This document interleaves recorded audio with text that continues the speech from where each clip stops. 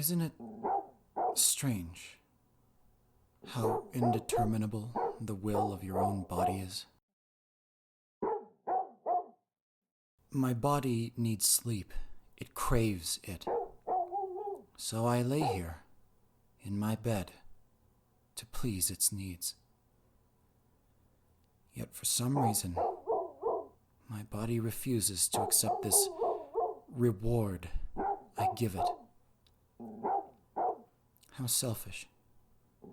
How selfish of me. I wonder what it is that keeps me awake at such a late hour. Is it the powerful, pale luminosity of my nightlight? No. Is it the chilling winter cold that has seeped into my room and freezes my bones? No.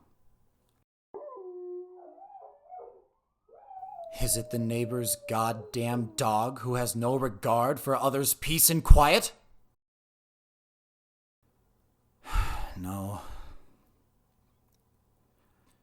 The truth, the reason why my weary body refuses to sleep is because of one thing. I am afraid. I am afraid of the sun rising. When it does, it means it's time for another day to begin. It means I must be dragged out of the confines of the sanctuary I call my bedroom. It means going out into this reckless place we call a world. Call me childish, I don't disagree, but I just can't stand the world. Every part of it yields something so miserable, as though every small aspect of it holds a problem that cannot be solved or let alone confronted without falling into despair. It's awful, just awful. But here, in my room, nothing of that ilk happens. No. I am well. I am fine.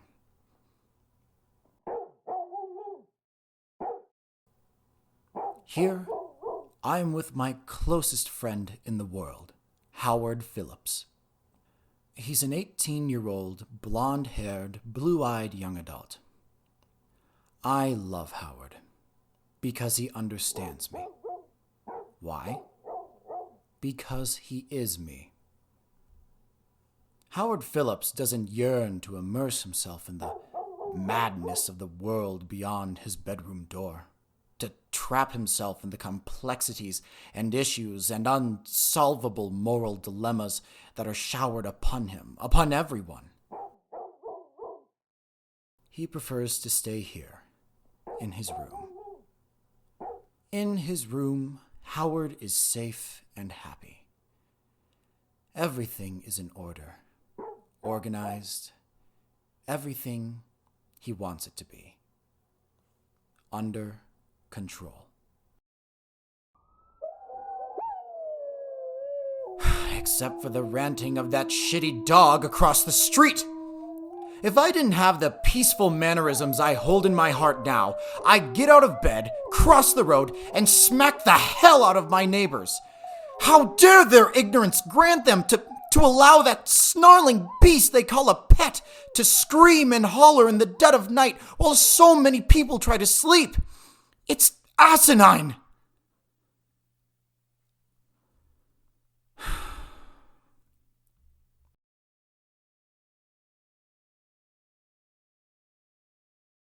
The tranquil hum of my iPhone drags me out of my exhausted days. I bring it to my face and read the text laid bare on my screen.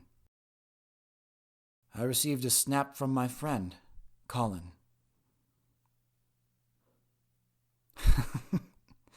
Look at that. Colin's going crazy at some house party thing. Looks like fun, to be honest. I would have liked to join him in that party, with all those people.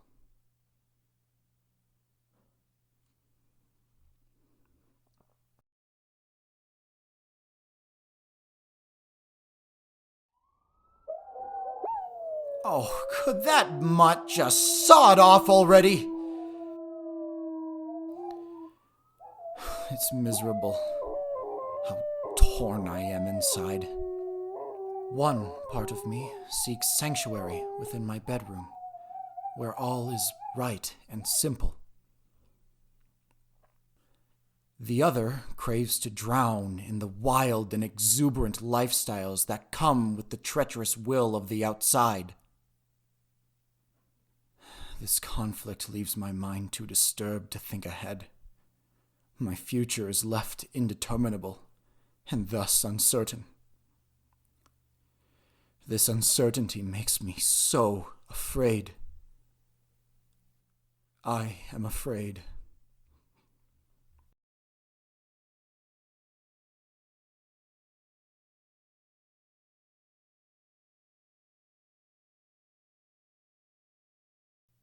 The dog stopped barking? That can't be right. Nothing could force that canine's voice to yield silence. Did his owners bring him back indoors? No. The neighbors aren't due for another hour or so.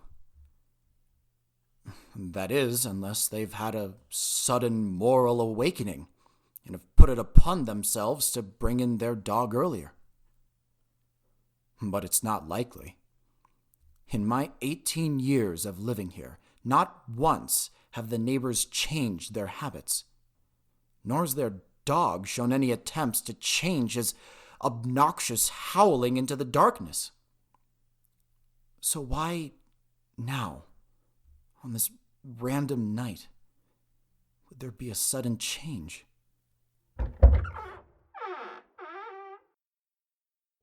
My front door is opened.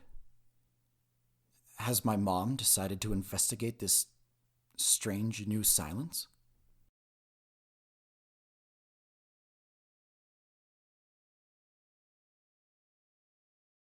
It is eerie now. Once, there was a time when I despised those late-night howls, would have done anything to diminish them forever. But in their absence, there's now an unwarranted silence that floods my room like a dank fog.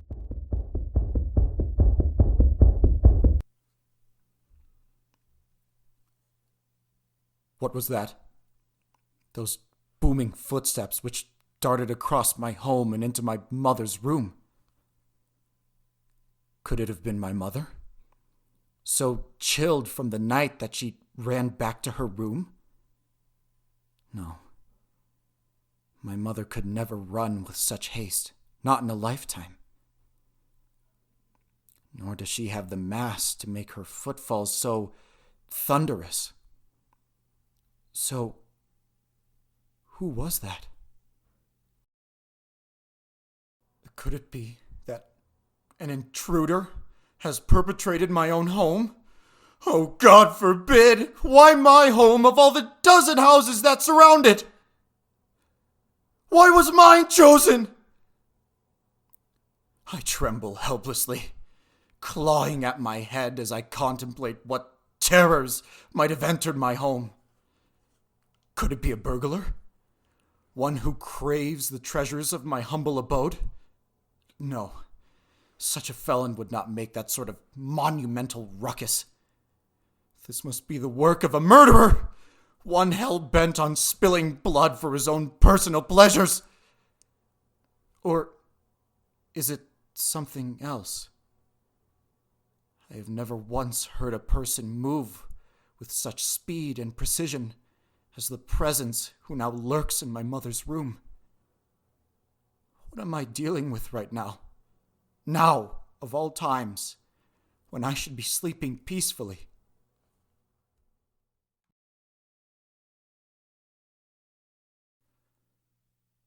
It's strange. The intruder made a lot of commotion as he entered my mother's room. But I hear no disturbance, no terrified screams from my mother. It's not possible for her to sleep so deeply. Even the slightest of sounds stir her. I learned that the hard way. So maybe it was my mother who had run into the bedroom? No, yes, of course it was. There's no other logical explanation. There's no reason why a madman would want to intrude our home, let alone move so loudly. Yes, it's all fine. All is well. All is fine. I am fine. No.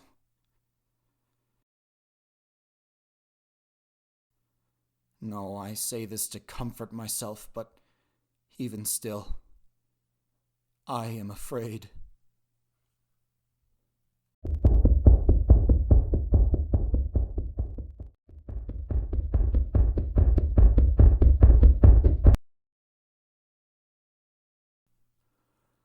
A lump, the size of an apple, gathers in my throat as I try to process what has just passed. The thundering footsteps, undoubtedly from my mother, I add, just stormed out of her room and towards my own. What could my mother be doing here at my bedroom door at such a late hour? Yes, I have no doubt it is my mother who stands outside my bedroom door right now. Silently, without knocking or stirring me.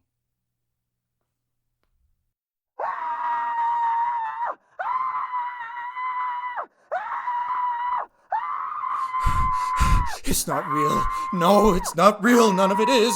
It's not real. Your mother's fine. She isn't screaming. Just ignore it. That's all there is to it. You just ignore it. You just ignore it and it won't bother you. You're safe in here.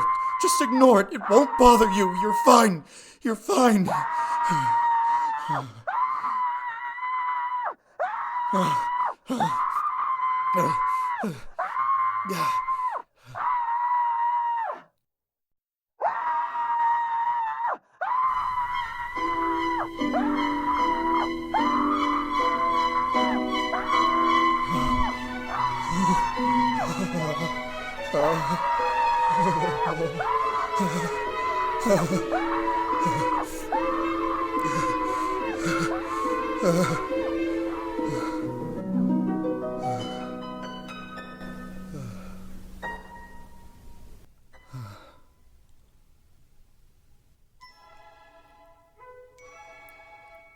You're fine. It's not real. Illusions conjured by my fearful, sleep-deprived mind. That's all. That's all. I am safe here in my room. My room is my sanctuary. My sanctuary is my room. And in my room, I am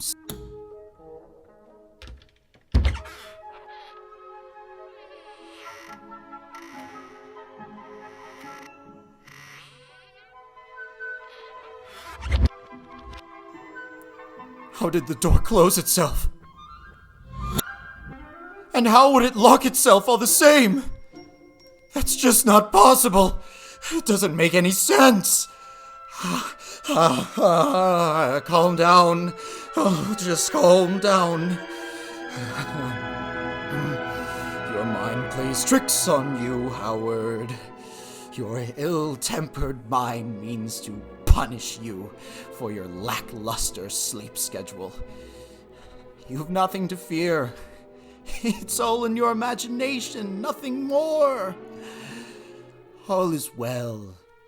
All is fine.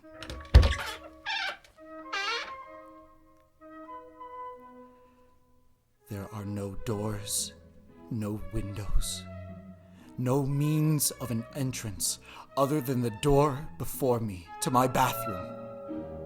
How did the intruder... No! My mother. How did my mother get inside? No. Oh, no, don't be fooled, Howard. You are not in danger. I have no doubt that it's just your mother in the bathroom. Yes. When the door to my bedroom opened, I must have been so exhausted that I missed her entering the bathroom. That's all. I'm sure. All is well. All is fine.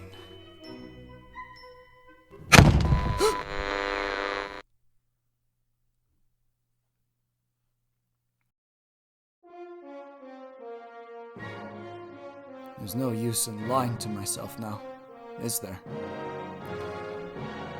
The perpetrator that torments me in my sanctuary is not my mother.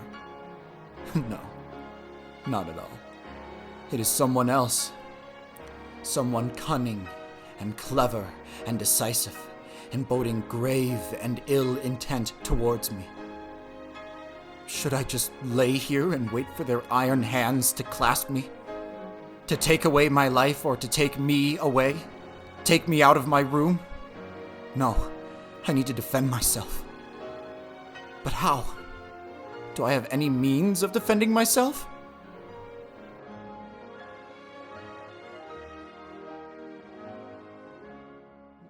Nothing. My room bears no fruits of protection or defense. It's funny, isn't it? A place created for protection yields no tools for such a task. Damn it, I'm running out of options. But maybe not all hope is lost. I could call law enforcement. Yes, my phone!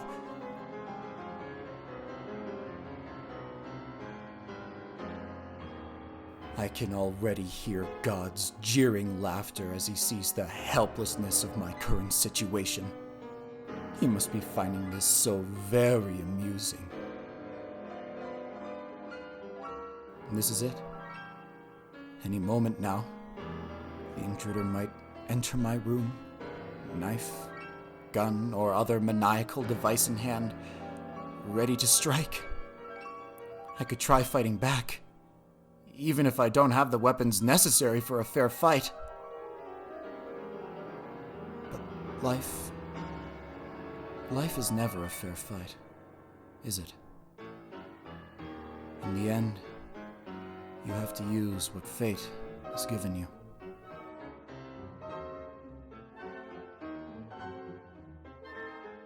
The time of reckoning is now. The blood that pounds in my ears simulates a sound similar to that of a church bell mourning the dead.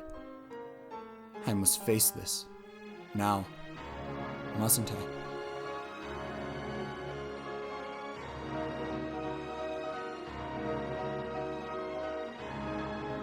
Or I can just remain here, in my bed, hiding beneath the sheets and blankets, hoping that this veil of stitched cotton might shield me from the sharp, jagged jaws with which the intruder means to tear me apart. Like an animal, cornered. I am afraid.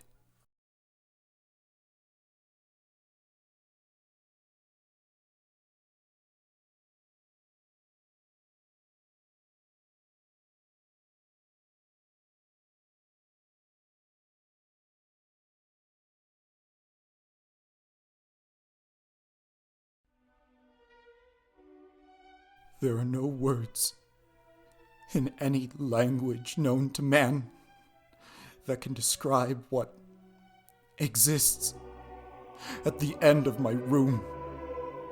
Every feature, down to the last microscopic detail, defies all logic implemented by the known universe.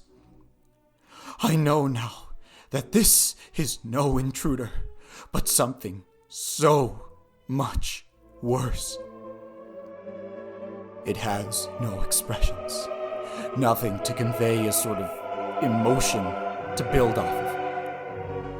But I can tell. Its intentions with me are malevolent.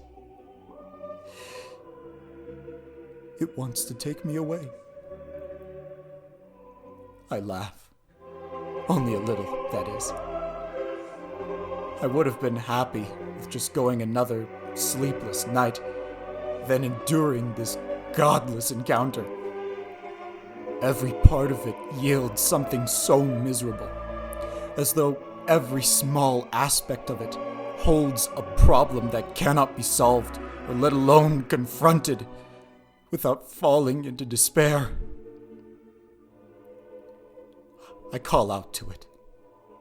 What do you want?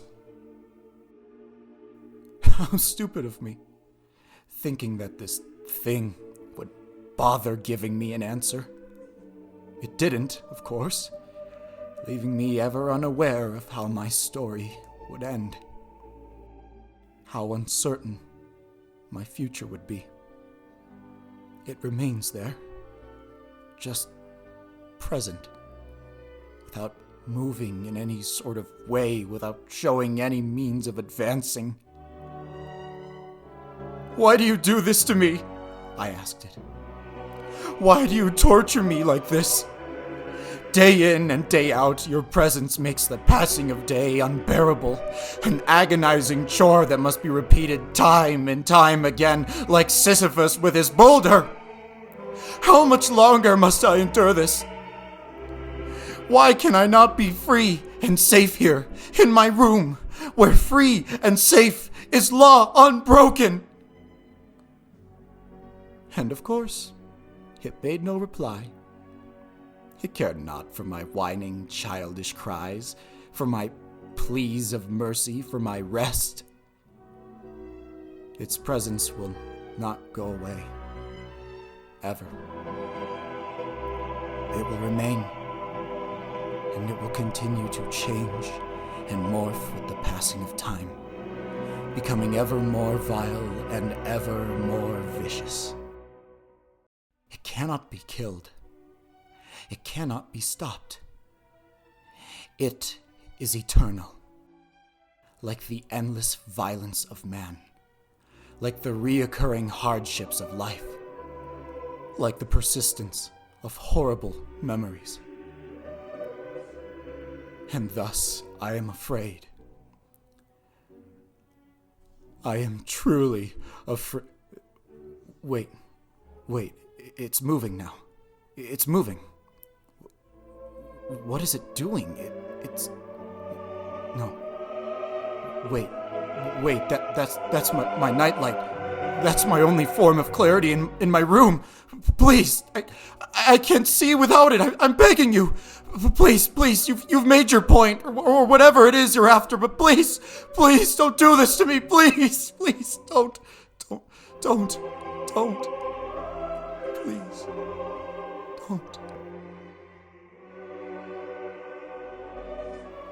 I'm blind to its movements. Now it has the liberty to move as freely as it pleases, and my eyes cannot detect or predict where it will go. I'm powerless. I'm helpless. I'm afraid.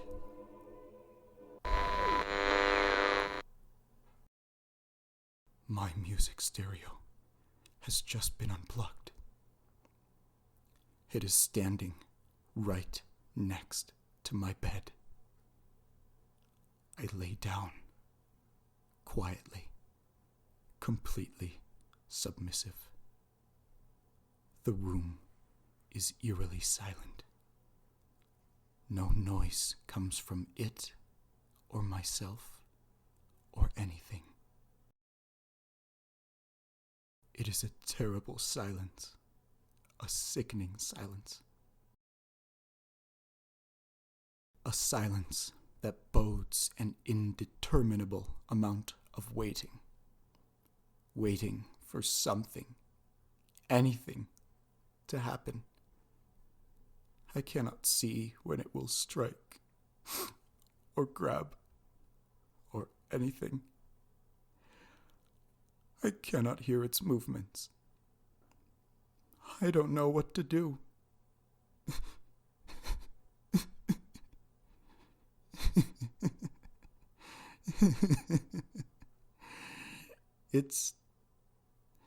It is inevitable, isn't it?